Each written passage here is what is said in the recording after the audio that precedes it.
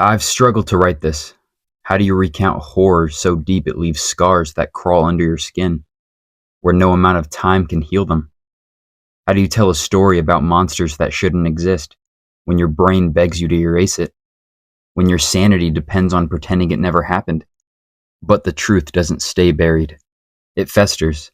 It claws its way back into your mind when the lights are low and the world grows quiet. It waits in the edges of your dreams and whispers when you're alone. So I need to tell this story. Not for myself, no. I'll never find peace. But for you. If you're reading this, consider it both a warning and a confession. A warning because there are things out there we were never meant to know, and a confession because I survived, but not without blood on my hands. I never believed in skinwalkers. Not until I came face to face with one. By then, it was too late. It wasn't supposed to be like this. It was supposed to be an escape. A way to leave the noise of life behind and breathe again. Friends on a weekend adventure, lost in the quiet arms of the forest. We laughed as we planned it out. 3 days in the wild, hiking, sleeping under the stars. No cell phones, no work, just us and trees. Like kids again. We wanted freedom. What we found was something waiting. I don't know how it started. Was the forest always haunted by those things? Or did we cross some invisible boundary we didn't know was there? Did we unknowingly step into their world? Or had they always been a part of ours, waiting in the shadows until we looked away? Whatever the truth is, I didn't see the warning signs until it was too late. But looking back, the forest felt off, almost from the beginning. It wasn't anything obvious at first, just small things, sounds that didn't fit, a rustling in the undergrowth that stopped too quickly when you looked, branches swaying in the wind when there wasn't a breeze, and the silence, the awful, choking silence. The deeper we hiked, the quieter the forest became, not in the peaceful way we had hoped for. This was the kind of silence that feels like a held breath, as if every living thing was hiding from something we couldn't see. Ethan noticed it first. "Where are all the birds?" he asked, looking up to the treetops. The question hung in the air, heavy and unanswered. Marcus laughed nervously, the sound too loud in the stillness. "Maybe they know we're coming." Sarah nudged him, rolling her eyes. "Shut up, you're creeping me out." I tried to shake it off. We were in the middle of nowhere, sure. Maybe this part of the forest was just different. But in my gut, I knew something was wrong. It was the way the shadows stretched too far, the way the air felt heavy with unseen eyes. I told myself it was just my imagination. We all did, except for Ben. Ben was quiet, too quiet. He had always been the calm one, the steady hand when things went sideways. But there was something in his silence that day, a tension in his jaw, a sharpness in his eyes that I hadn't seen before. Somehow, he knew. The sun sank low on the horizon, and the forest seemed to grow darker faster than it should have.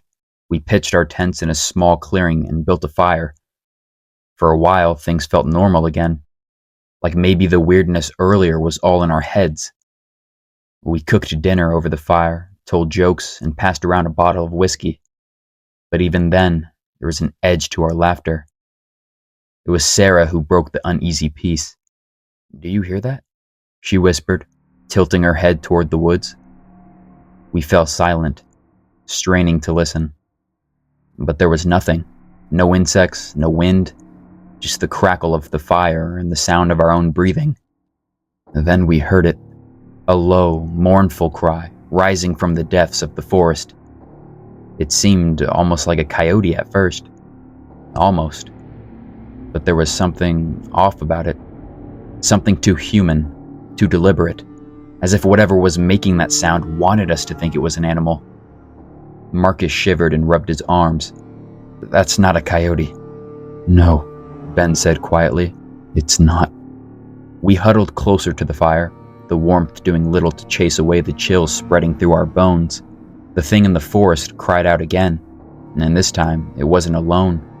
More voices joined it, raspy, broken things like animals mimicking human speech. And then it spoke. Sarah. It was her mother's voice, gentle, familiar. But Sarah's mother was miles away, back in the city. And even if she had been there, no human voice should have sounded like that. Warped, stretched, as if something had taken her voice and pulled it apart. Sarah's face went pale. That can't be. Don't listen to it, Ben whispered harshly. No matter what, do not listen. But it was already too late. It stepped into the firelight, slowly, as if savoring our terror. At first, it looked like a deer, its limbs too thin, its head tilted at an unnatural angle. But the closer it came, the clearer it became that this was no animal. Its skin was stretched too tight across its bones, and its eyes, God, its eyes.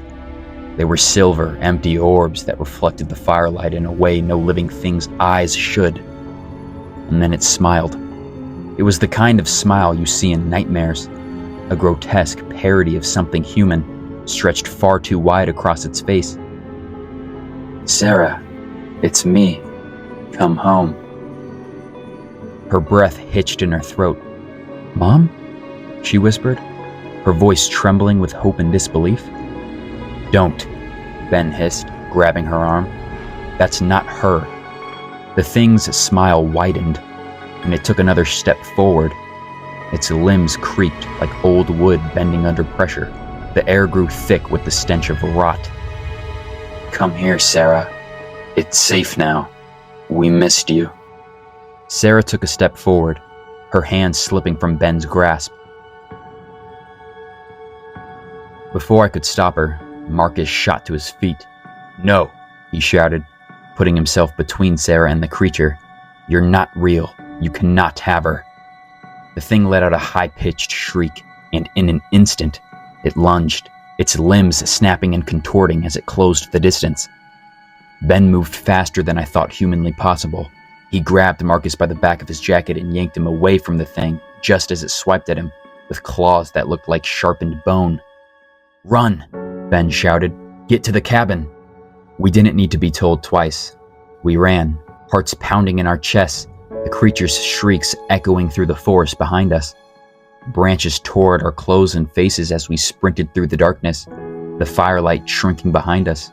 Sarah stumbled, and I grabbed her arm, pulling her along as fast as I could.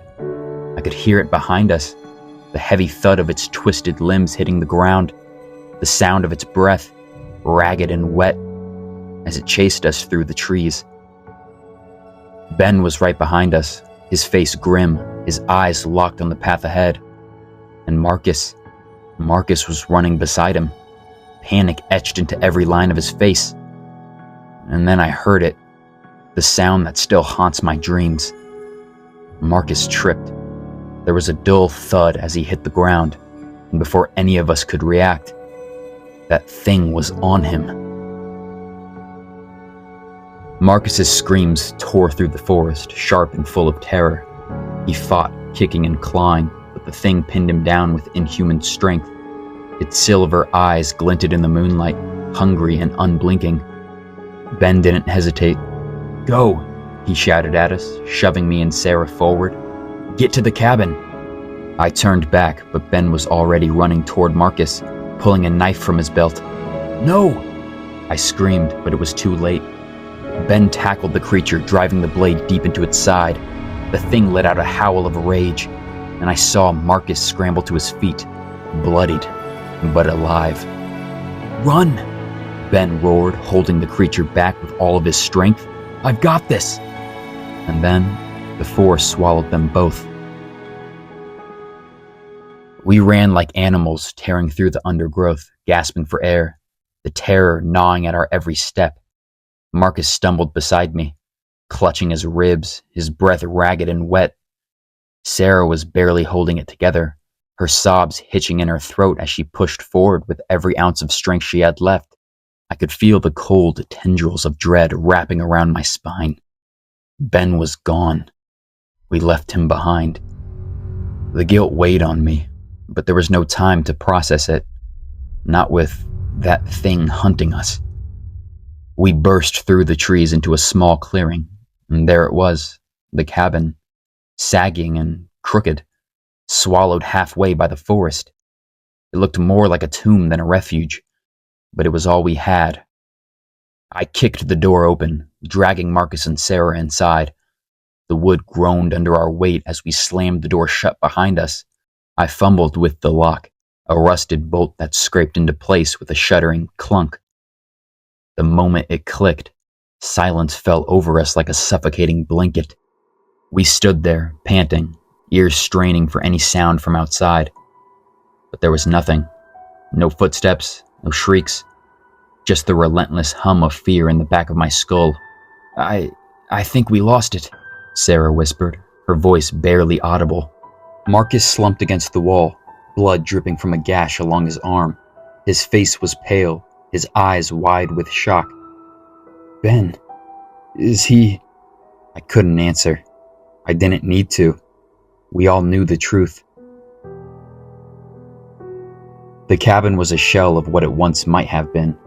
Rotten wood walls, a stone fireplace choked with ash, and windows covered in thick grime. The air was stale, filled with the scent of mold and old smoke. It felt wrong, like the walls were closing in, waiting to swallow us whole. I tried to catch my breath, leaning my back against the door. But that's when I noticed it. The silence outside wasn't normal. It was too complete, too heavy. The forest beyond felt empty, as if everything, every insect, every bird, had fled or been consumed. Marcus shifted uneasily. What if it followed us? It would have been here already, I muttered, though I didn't believe it. Sarah hugged her knees to her chest, rocking slightly. We should have stayed at the fire, she whispered. We shouldn't have come here. I knelt beside her, gripping her shoulders. We didn't have a choice. We're safe now, okay? We just have to wait till morning. She nodded, but her eyes told me she didn't believe it either. And then we heard it. A scratching noise, faint but deliberate, coming from the wall just outside the window.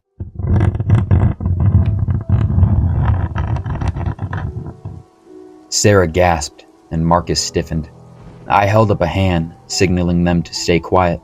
The scratching dragged along the wooden slats, slow and deliberate, like claws testing the walls for a weak spot.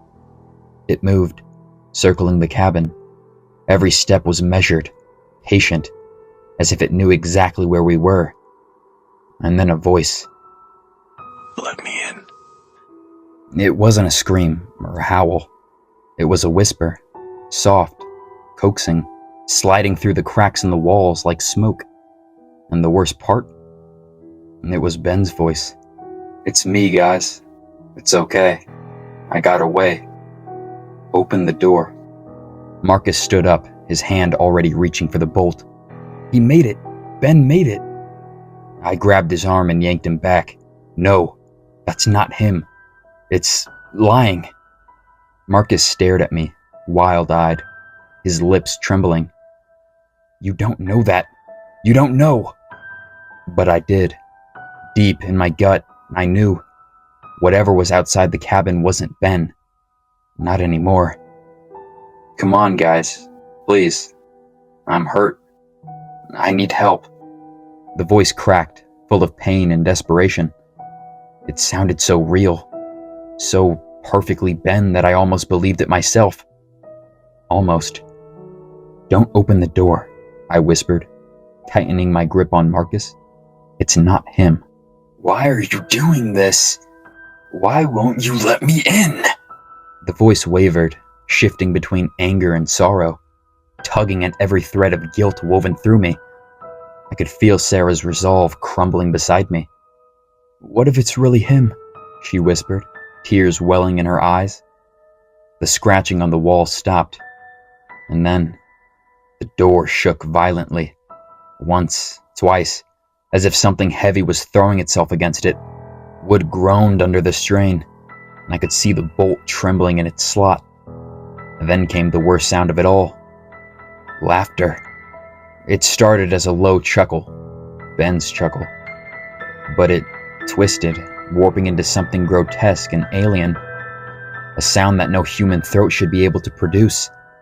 Can't hide from me forever. The voice hissed, no longer even pretending to be Ben. I'll wear your skin. I'll wear all of you. The window shattered all at once, exploding inward in a shower of broken glass. A blast of cold air swept through the cabin, bringing with it the stench of death and decay. "Run!" I shouted, shoving Sarah toward the back door. Marcus grabbed an old iron poker from the fireplace, swinging it wildly as the thing outside began to crawl through the broken windows, and that's when we saw it. It wasn't just one creature. There were many. Shadows in the shape of humans, their bodies contorted and broken, moving with the jerky, unnatural grace of puppets. Their faces were almost familiar. Almost. As if they wore masks made from people we once knew. One of them had Ben's face, or at least something pretending to be him. Marcus swung the poker with a wild yell, but the thing barely flinched. It lunged forward, knocking him to the ground with impossible strength. I grabbed Sarah's hand and pulled her toward the back door, heart pounding in my throat. "We have to go now." We made it to the back door, but Marcus was still inside, pinned beneath the weight of the creature wearing Ben's face. "Go!" he shouted, his voice filled with pain and panic. "I'll hold them off. Just run!" "No, we can't leave you," Sarah cried, struggling against my grip. Marcus looked at us, his eyes filled with something I couldn't quite place. Acceptance, maybe. Or regret. "This is the only way," he whispered. "Get her out of here, man. Please." Before I could respond, Marcus shoved the creature off him with a final burst of strength, swinging the iron poker one last time. And then the creatures swarmed him. His scream echoed through the night, sharp and short, cut off with a sickening wet crunch. I dragged Sarah out the back door, my hands slick with sweat and blood. We sprinted into the forest, the darkness closing in around us. I didn't dare look back, not even when I heard the things tearing through the cabin behind us. We ran until our legs gave out, collapsing at the edge of a small ravine. Sarah was sobbing, her breath hitching as she clung to me. "We can't stop," I whispered, forcing myself to my feet. "They'll follow us." But as we staggered to our feet, I realized something chilling. The forest was silent again. Not the normal kind of silence. The other kind. The kind that means every living thing has already fled, leaving only the hunters behind. We reached the edge of the forest, just as dawn began to break over the horizon. The creatures, whatever they were, didn't follow us out of the trees. They stood at the edge of the woods, watching, waiting, their silver eyes glowing faintly in the dim light. And then, as the first rays of sunlight touched the forest floor, they faded back into the shadows. We were alive. Barely. But Marcus and Ben, they were gone. It's been 3 weeks since that night. Sarah doesn't talk anymore. She just stares out the window, waiting for something I can't see. She hasn't slept. Neither have I. I know they're still out there waiting, watching. Every time I close my eyes, I hear Ben's voice, soft and pleading, calling me from the forest. Let me in. I left them behind. I let them die so I could live. And I know they're not done with me yet. Because every night, just as I start to drift off, I hear the scratching at my door. It starts softly, like nails sliding along the edges of my mind before they reach the walls. The sound worms its way into the silence of the room, and no matter how tightly I shut my eyes or cover my ears, it's still there.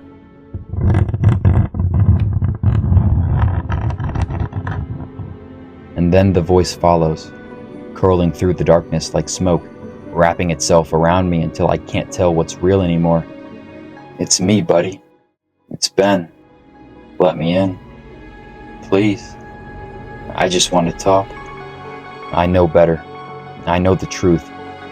But every night, the voice sounds a little more convincing, a little more human. Sarah's slipping further away. She's hollow now, just a shell of who she was. She stopped speaking days ago, but at night she whispers in her sleep, "We should have let him in." And worse, sometimes, I catch her standing by the door at 3 a.m, her hand hovering over the lock, her eyes distant and unblinking. I pull her back every time, as she crumples into my arms like a broken doll, sobbing until there's nothing left but silence. But last night, she smiled. Not the way Sarah used to smile. It was too wide, too forced, the edges of it twitching as if her face wasn't hers to control anymore. He's coming soon, She whispered. I don't know what she meant. I've tried everything, blocking the windows, barricading the doors, even leaving lights on around the house. But the scratching keeps coming, and I swear the voice is closer now, almost like it's inside the walls. The worst part? I've noticed strange things happening. Small things at first. Sarah hums a song I've never heard before, something old and familiar, but it makes the hair on the back of my neck stand on end. Her reflection in the mirror doesn't always match her movements. Sometimes I catch her staring at me from the corner of the room, her head tilted just slightly, her pupils too large in the dim light. It's in these moments that I wonder if she ever really made it out of the forest at all. Last night, I woke to find the front door wide open. Cold air drifted in, carrying the scent of pine needles and damp earth. My heart seized in my chest. I ran through the house, calling her name, but when I found Sarah, she was standing at the edge of the yard, barefoot in her nightgown, staring into the forest. He's waiting, She whispered, without turning to look at me. Her voice was different, low and guttural, almost like a growl. I grabbed her arm and dragged her back inside, slamming the door behind us. She didn't fight, she just smiled again, that same horrible twitching grin. And now I'm certain, Sarah's not Sarah anymore. I don't know how much longer I can stay awake. Every time I blink, the darkness pulls at me, tugging me closer to the edge. I can hear it in the walls now. Them, their claws dragging through the wood, their voices whispering through the cracks. They don't want me to run anymore. They want me to open the door. Sarah's gone. I woke up to find her bed empty, the window wide open. A trail of footprints led from the window to the forest, disappearing into the shadows between the trees. I thought about following her, but I know what's waiting for me out there. I won't survive if I go back. It's 3 a.m. now. The scratching has grown louder, constant, insistent, like claws scraping against bone. And I hear Ben's voice again, soft and familiar, calling from just beyond the door.